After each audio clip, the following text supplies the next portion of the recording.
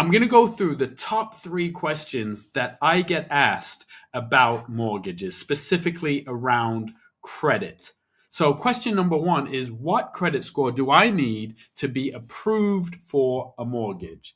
Another question I get asked frequently is, why was my mortgage declined? And probably the third most asked question is, why are interest rates so high? All of these questions will be answered as we go through the conversation this evening. And if you have any questions, please do put them in the chat. So as I said, I've been in finance for over 30 years. I've done everything from debt management to wealth management to lending. So I approach mortgages and debt management and credit in a very different way than many people who have just worked in one discipline. As you know, your home may be at risk of possession if you do not keep up your mortgage repayments. So very simply put, you have to think about it. Every single mortgage is going to come down to 3 things. I call it DIC. So it's going to come down to your deposit, your income, and your credit score. So your deposit, your income, and your credit score. We'll talk about strategies that we can use to improve each of those things. We'll be talking a lot about your credit, but we'll also be talking about the deposit and the income. So one thing to keep in mind, and this is something that I discuss frequently, is there's a difference between your credit score and your credit profile. So your credit score is a numerical output. So it's a number, might be 700, 750, 800, 920, whatever. That's very different than your credit profile. So if you think about it this way, someone usually that has a high credit score will probably have a strong credit profile. But that's not always the case. I've had instances where I've had clients who have a high credit score, but because of missed payments or late payments, their credit profile is not as strong as someone who maybe has a lower credit score. So it's important to remember that if you have missed payments or late payments, for some lenders, they will not consider doing a mortgage for you if you've had a late or missed payment within the last 6 months, 12 months, 24 months. Every lender is going to be a little bit different, which is one of the values of going to a broker. A broker will be able to look at each individual lender's criteria and understand who will accept a mortgage based on a missed or late payment, CCJ, defaults, credit issues in the past. If you want to improve your chances of getting the best mortgage, if you do have any defaults, you want to make sure that you pay them off. So on your credit report, what you'll see is that you had a default, but it will show as satisfied. That means you've paid it. The moment that that account defaults, it's done the most damage that it's going to be able to do on your credit profile. However, if you can satisfy that and put some distance between when it was satisfied and when you apply for credit, it's going to give you more options as far as lenders. When we talk about credit cards, so we're talking about credit cards. Credit cards are one of the best ways of improving your credit profile, but only if they're used with discipline and only if you're pragmatic and you do the right things. So as a parent, a lot of people will tell their kids when they go into university, do not get a credit card. Don't get a credit card.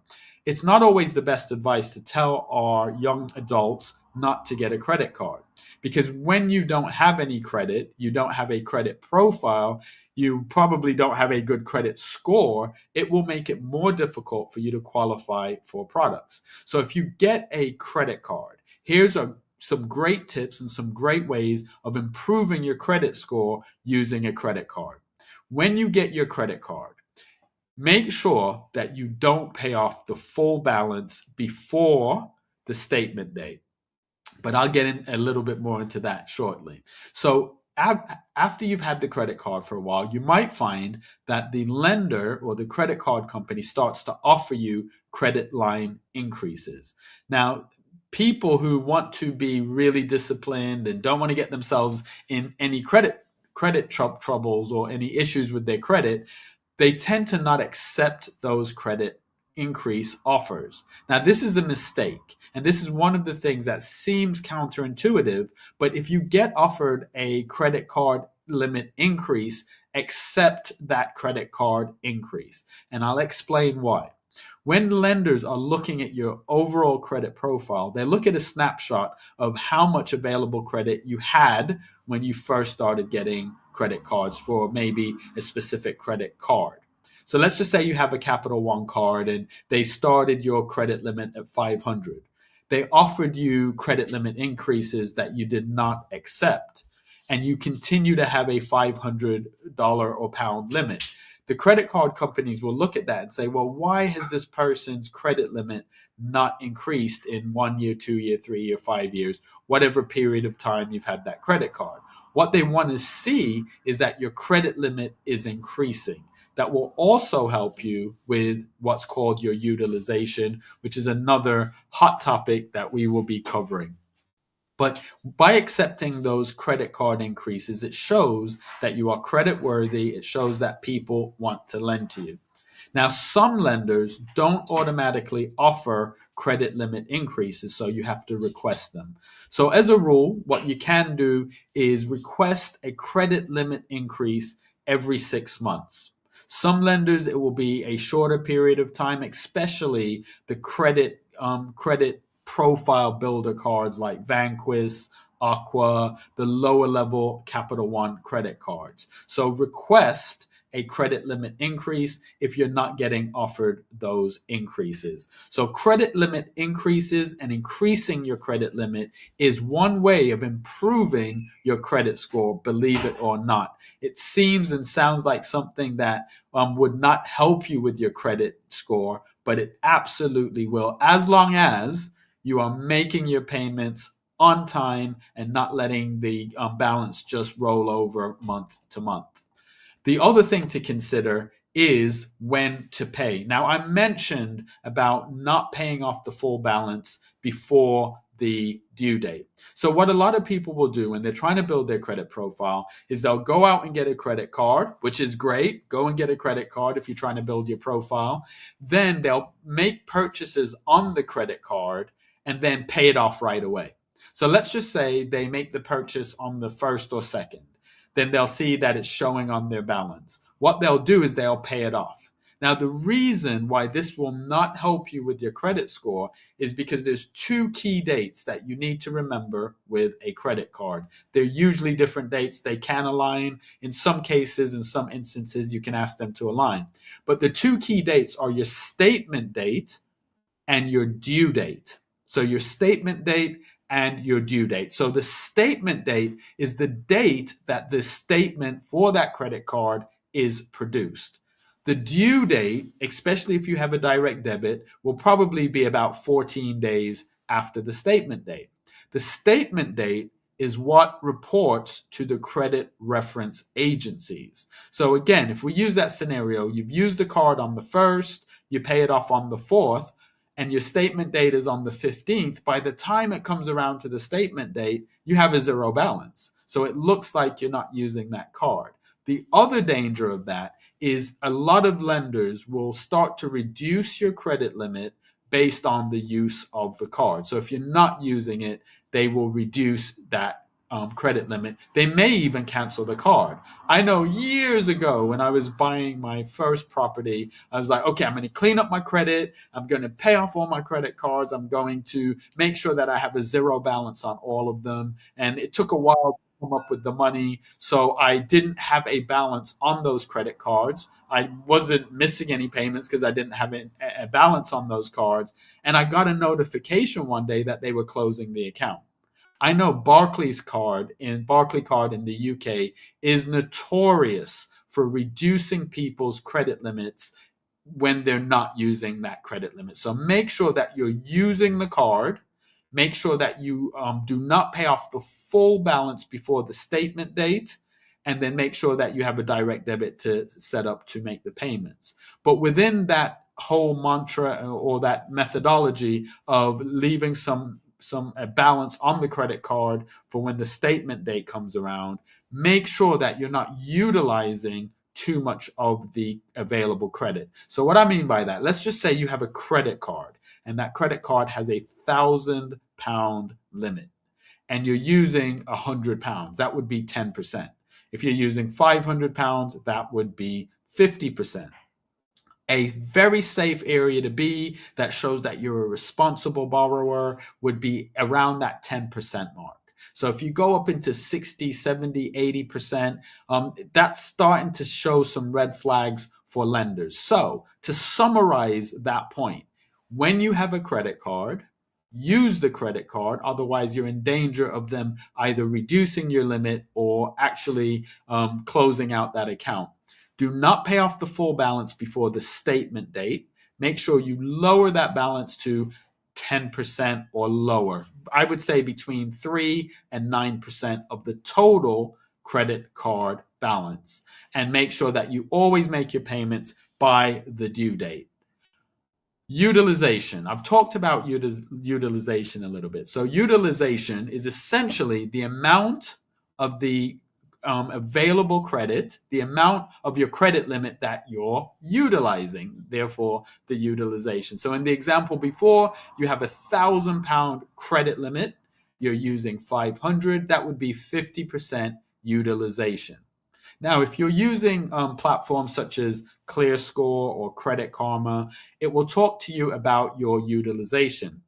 But when they're talking about your utilization on some of these platforms, they're talking about the cumulative utilization. So that means, to keep the numbers easy, you might have 5 credit cards. Each of them has a credit limit of £1,000. On one credit card, you're using £900, and another credit card, you're using £800. But the other ones, you are using nothing. Your utilization will be based, your cumulative utilization will be based on those 2 cards. So your utilization will be low as a cumulative number. However, those 2 cards that you have over 50% are going to go against you.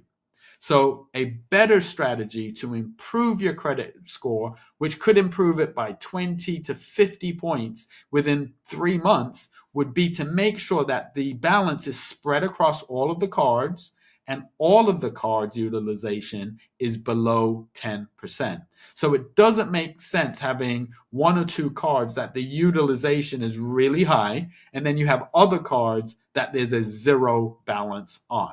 So your utilization is not just about the cumulative, it's about the individual card.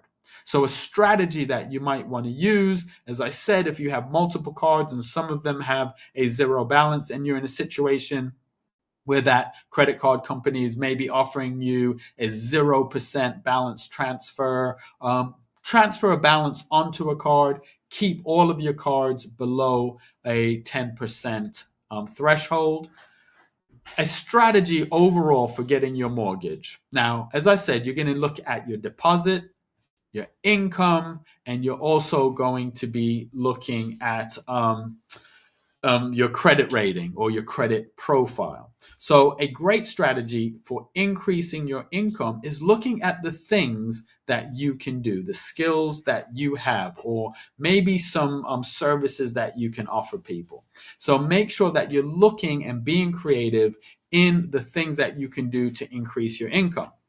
I know a lot of people who have side hustles and do various different things, but they're doing cash in hand. So they may have an additional income coming in, but because it's not registering anywhere, when they go to apply for a mortgage and they're saying, oh, well, I do this particular thing, the bank has no way of verifying that additional income. So that's not going to help them. But you want to look at ways of increasing your income. The other thing is increasing your deposit. You want to increase your deposit because the more you pay down, the less the bank is lending you. And that's going to impact what's called the LTV, or loan to valuation. Loan to valuation. I do have a video on loan to valuation and explaining the implications of loan to valuation when it comes to not only your mortgage interest rate, but being able to get the very best mortgage deals. I'd also suggest that you think outside the box. Quite often we're thinking, or we go into a conversation with a broker and we have one thing in mind because we've seen something on social media. Always speak to a broker. Always speak to a broker. Always be open and honest with the broker. Always explain your circumstances and the outcomes that you're trying to achieve. There are specialist lenders out there that will work with you regardless of your situation. This week, I was really excited. I had a client who was convinced that they wouldn't be able to get a mortgage. I was able to match them with a lender that looked at their circumstances, not just through an automated underwriting process, but actually looked at them as an individual and was able to get them a mortgage. As I said, my name is Anthony Lindsay. There will be information in the description. There's a QR code right here if you want to book an appointment. There is no fee for a conversation. So we're going to continue by talking about how mortgages work in the UK, how your credit score can impact the type of mortgage that you get. A lot of people that watch my channel are first-time buyers. So they're the people that need the most support. And those are the people that I love to work with because they come in and they're open to the conversation. And the reality is 47% of people in the UK do not understand how mortgages work.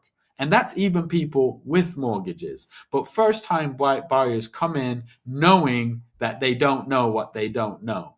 So it's a great conversation to have. I would say always, always, always speak to a mortgage broker. Going to your bank is going to only give you one option. So I often have clients that approach me and say, oh, I can't get a mortgage. And I'll say, why do you believe you can't get a mortgage? And they say, because my bank said I can't get a mortgage. Now, if you've gone to one bank and asked that one question about your profile and they're unable to lend to you, maybe because you're on a skilled worker visa, maybe because of credit issues, because of the size of your deposit, just because that bank cannot lend to you, it doesn't mean that no bank can lend to you. So you want to approach a broker. A broker is going to give you choice. A broker is going to give you service. And a broker will talk to you about one of the most important parts of taking out your mortgage, which is protection.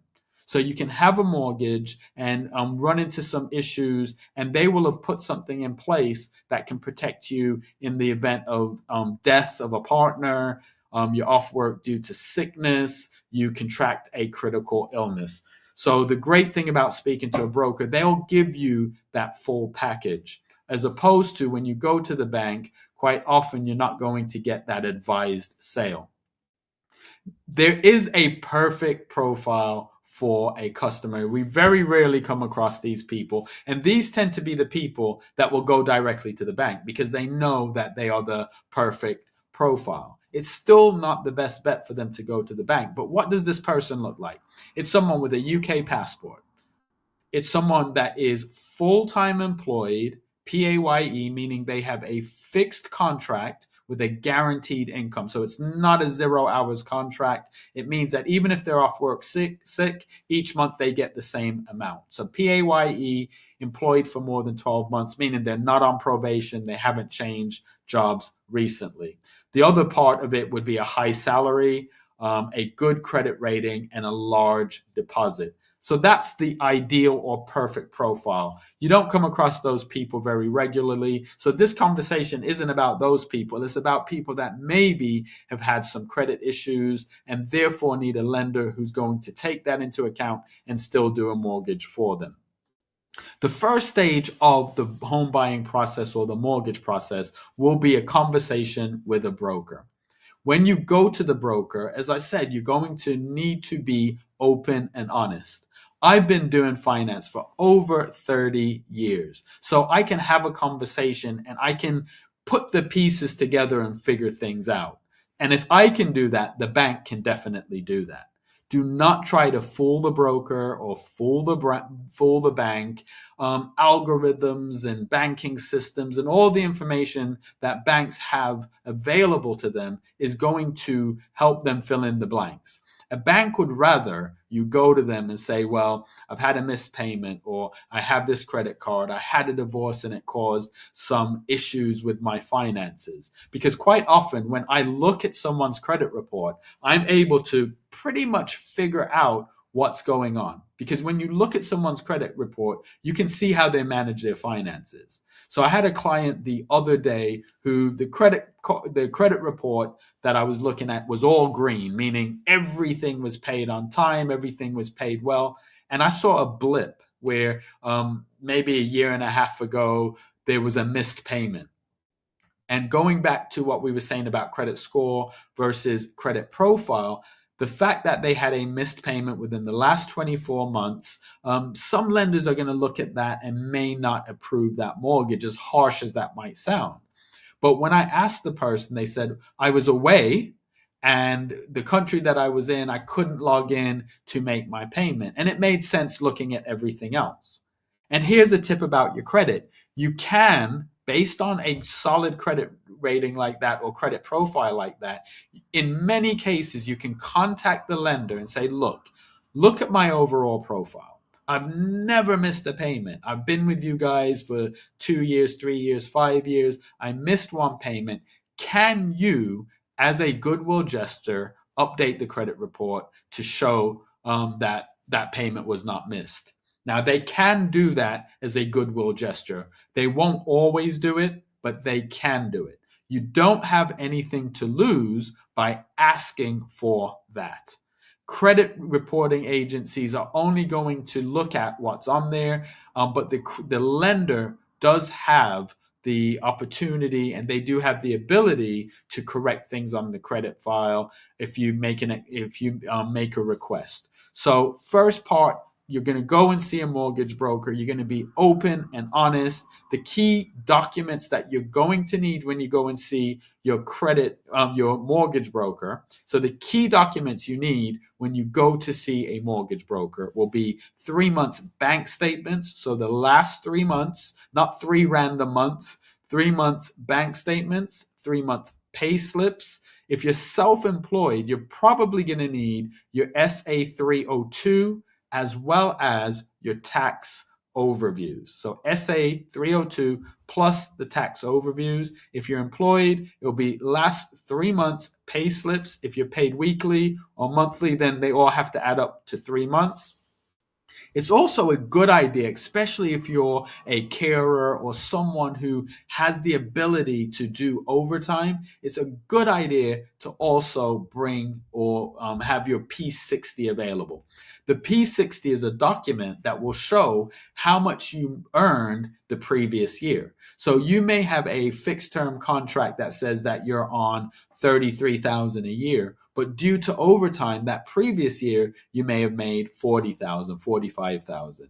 And a lot of lenders will look at that and may be able to take that figure into account and say, well, actually they're on 33, but we can look at the P60, and it will open up what's called affordability. And affordability is very important. So 3 months pay slips, 3 months bank statement, P60, you'll need proof of your address. Most lenders will not accept mobile phone bills. So you need something like a utility bill, a council tax bill, something of that nature. Make sure it's within the last 3 months. You'll also need proof of deposit. So when you're putting together a deal and when you're speaking to a mortgage broker, we need to be able to verify that you actually have the money that you say you have towards the deposit. Now, in some cases, people are getting a gifted deposit. So they're getting money from bank of mom and dad or a friend or a family member. In that case, you may not have the money because you don't really want to get the money until you need the money. So you can discuss that with the mortgage broker. So 3 months bank statements, 3 months pay slip, P60, SA 302, and tax overview if you are self-employed, proof of address, proof of identification. Some brokers will use an online system. At my previous firm, we used to use something called Credas that will verify your ID. It would also verify your address. It will pick up on other things like if you're on the voters roll. And that's another thing that I do want to mention. Being on the voters roll will help improve your credit score. I'll say that again. Being on the voters roll will help improve your credit score. So if you have the opportunity and you're living somewhere and you are trying to boost your credit score between 20 and 50 points in 3 months, and you are able to go on the voters roll, go on the voters roll. So now you've met with the broker, you've had an open and honest conversation, you've told them what type of properties you're looking for, they've assessed your finances. At this point, they'll be able to generate what's called an agreement in principle. Now, in many cases, most cases, an agreement in principle won't be a hard credit search. It will be a soft credit search. But the agreement in principle is not validating the information that's put in there. So you could go to a mortgage broker and say, I'm on 90 grand and I have £100,000 deposit. They key that into the agreement in principle. It's just going to run the numbers. The system is simply going to run the numbers. So an agreement in principle is really important because a lot of estate agents will not allow you to make an offer without an agreement in principle. However, if the numbers are not validated by the broker in advance, that agreement in principle may not convert into a full mortgage offer, which is what's important. You don't want to have an agreement in principle, spend 2 to 3 months finding the perfect property, negotiate a price, get an offer accepted, and then you go back to the mortgage broker and you say, I want to purchase this house. Then they come back to you and say, oh, the lender won't lend because of credit issues, etc. That's why it's very important that you provide those documents in advance. And hopefully you're working with a broker that's going to do all of their due diligence first. I know the firm that I work for, we do all of the due diligence, all of the compliance up front. That way we know if we're doing an agreement in principle for someone and they go through the hard work of finding a property, getting an offer accepted, when we convert that agreement in principle into a full mortgage offer, it's more likely to go through because we've already looked at the credit profile, we've looked at the income, unless something that neither the broker or the client knows about that's happening in the background. In most cases, especially with our firm, it will convert into a full mortgage offer. During that full mortgage offer process, it will trigger a valuation. So that's when the lender evaluates or values the property. So it's not a survey, it's a valuation. And there's a difference. So the valuation is for the bank to confirm that the property that is the security property, the property that you're buying, is worth what you say it is and what the seller is selling it for. There's 3 things that can happen when you do the valuation. The valuation can come in at the figure that was discussed, so the seller's selling price. That's great. So the bank goes out, you say that you're purchasing the property for $475. The bank goes out, so yep, we think it's worth $475. That's fine. The bank could come back and say, well, we believe that the property is worth more.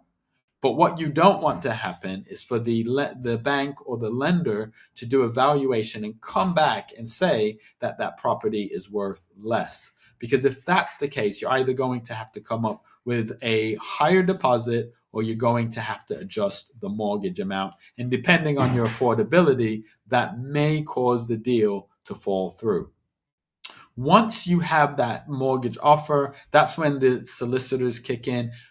I would highly recommend that when you're speaking to your broker and you start the process, you start to explore solicitors, because once you get to the full mortgage application, that's when they're going to start asking you who your solicitor is, contact details, address, etc. And that's not the time to start looking for a solicitor. So then you go through the process of the legal work, conveyancing, then you go to exchange, completion, and the thing that you really wanted. I mean, let's be honest, nobody wants a mortgage, people want a home. So you've gone to a mortgage broker because you need a mortgage to get the home, and this will take you through that process, the completion, and then the move in. Um, I just want to give some tips on getting the best mortgage. So this will go into the deposit side of things. Move your deposit into a high savings account to maximize the interest. Quite often, people send me their bank statements and I ask them for proof of savings and they say, hey, it's in my current account. If you're with a high street bank, more likely than not, the interest that you're getting on that money there is little or nothing. So what I would recommend, go to Money Savings Expert, research some accounts, find an account that has a high interest rate. You can break it up into 3 different categories. You can put some of the money in a savings account where maybe you need a 30 or 60-day notice, because when you're going to use that money, when you're going to utilize the money in your bank account to transfer over to make the purchase, it's quite far into the process. So you will have notice. It's not going to happen overnight. So you could potentially put a lump sum in a 30 or 60-day notice account, then put another bit in maybe a 30-day notice account and another in a 7-day notice. What you'll find is the longer the notice period, in most cases, the higher the interest rate that you will receive. Make sure you do your due diligence. I'm not an accountant. I'm not a solicitor. I'm not giving legal advice. I'm just giving you some guidance on how to find the best interest rates. Do understand that if you go above a certain amount of interest earned in a tax year, it may have tax implications. So please speak to an accountant. So put that money in a high interest savings account. Clean up your credit. So clear debts, but do not close credit cards. I'll say that again. Clear your debts, but do not close credit cards. This session is about how to improve your credit score and credit profile. So keep in mind, as we said earlier, your credit utilization is based on your available credit limits. So if you have a credit card, especially a credit card that you've had for a while, and then you close it, it's not only going to shorten the average time that you've had credit, it's going to decrease your available credit and potentially raise your utilization. So don't close the credit card. I got asked that this week. I'm preparing for a mortgage and I have some credit cards. I paid them off. Should I close them? The answer is no. Don't close the credit card.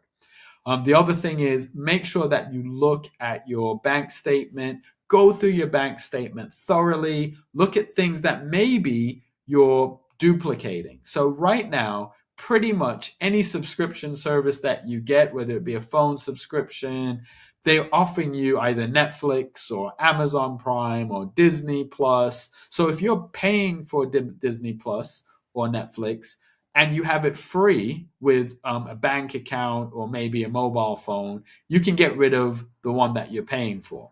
Okay, so you're not going to get rid of the mobile phone, but you would probably get rid of the standalone subscription for Netflix. So make sure you go through your bank statement thoroughly. Make sure you understand every single thing that's coming out, the purpose of it. Sometimes with insurances, I had a client this week who was paying insurance on their refrigerator and on some other appliances they had.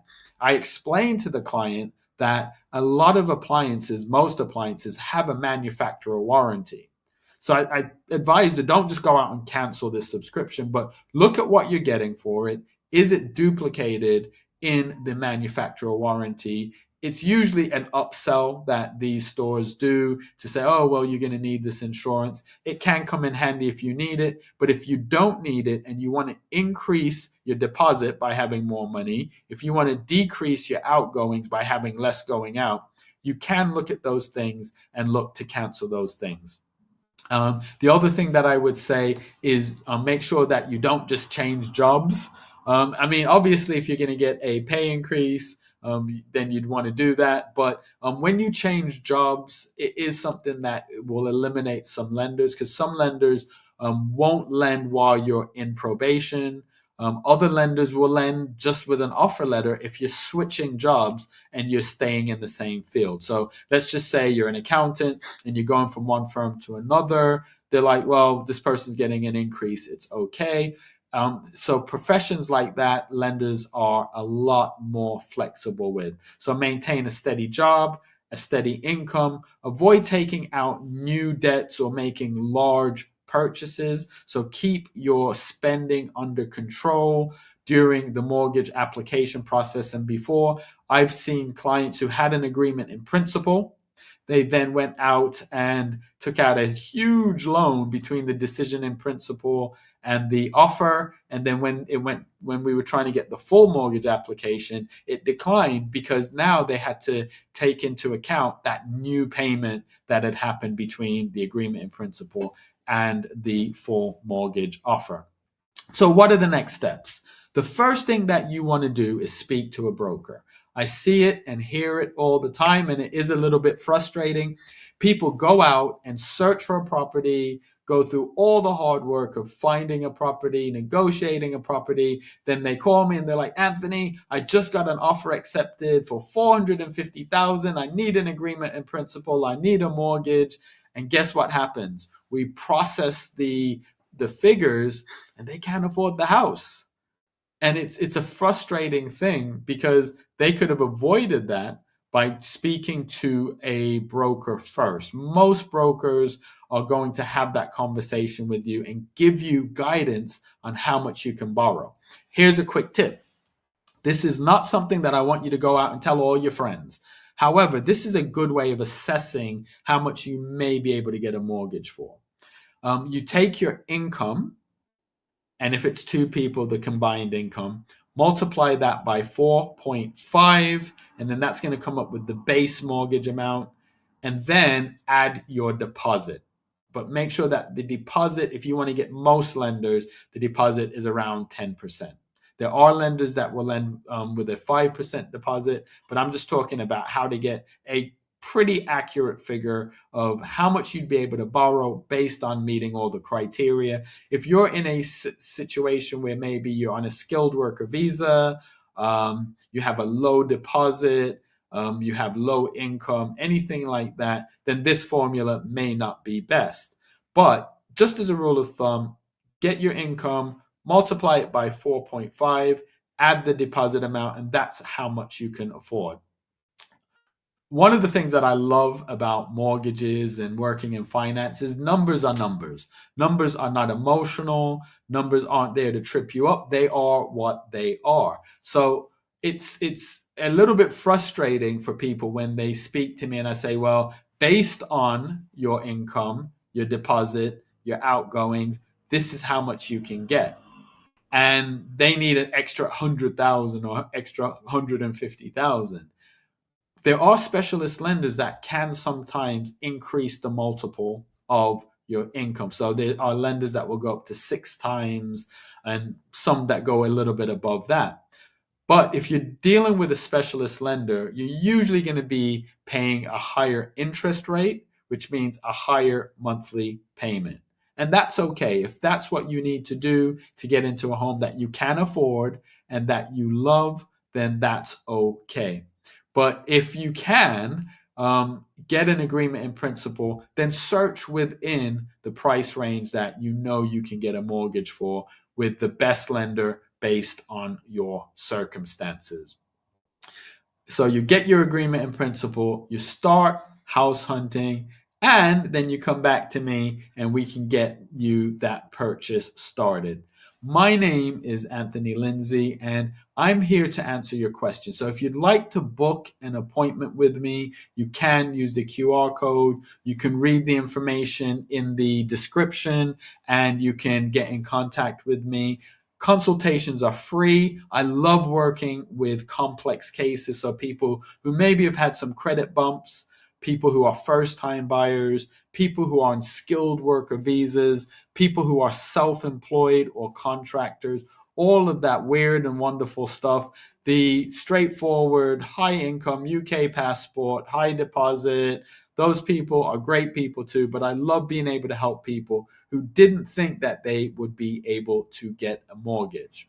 I'm launching something that hopefully many of the people that watch this will find very valuable. I'm launching something called the Mortgage Ready Challenge. The Mortgage Ready Challenge is for anybody who's planning on purchasing a home within the next 6 months. So the idea is, as of the airing of this video, you'll be mortgage ready by summer, that you can be in your new home by next Christmas. So that's the Mortgage Ready Challenge. The benefits of the Mortgage Ready Challenge are: A, we will get you in a position to get you the very best mortgage based on your circumstances within the next 3 to 4 months. So we'll help you clean up your credit, we'll help you increase your income, and we'll give you some tips on how to increase your deposit. The Mortgage Ready Challenge will also enable you to have lower broker fees. So if you come back to me within the next 6 months and I do a mortgage for you that goes to a full mortgage offer, you'll get 50% off my broker fees. You'll also be a part of our private group that we support each other. It's a business networking group where we'll help you if you're looking to do a side hustle, if you're looking to generate some additional funds, if you need support in building your website or getting your business out there or finding clients, you'll be able to do that. You'll get additional resources. We'll have some training on some property strategies, because let's face it, people often feel that they have to get a mortgage because they have to own, because they feel that everyone should own a home. Having a mortgage and owning a home is not right for everybody. There are some downsides to owning. So keep in mind, when you own your home, unlike renting, when you're renting and you have a leak or something goes wrong, you call the landlord. When you own, you're responsible for that. So there's additional expenses that come along with owning your home. So we have courses that we go through other property strategies. You'll have access to those courses. You'll have access to credit tips. You'll have access to just a ton of information. So the goal of the Mortgage Ready Challenge is not only to get you mortgage ready by summer, that you can be in your new home by Christmas, but the other point of the Mortgage Ready Challenge is to increase your income, decrease your outgoings, and build up a bigger deposit that you can get the very best mortgage. My name is Anthony Lindsay, and I hope to speak to each of you at some point. I appreciate all of your time, and I appreciate you tuning in. Make sure you look at the description in the information in the description. All my links are there. I'm on LinkedIn, I'm on social media, and I'm here to help you. So if you have a first-time buyer question, if you have a credit question, if you just want to speak to someone that's going to give you honest advice on how to buy your home, remortgage, do a buy-to-let, make sure that you reach out. If you don't have a broker and you'd like to speak to someone, I'd love to talk to you. My name is Anthony Lindsay. My phone number will be in the description. And I've been in finance for over 30 years. I've done everything from wealth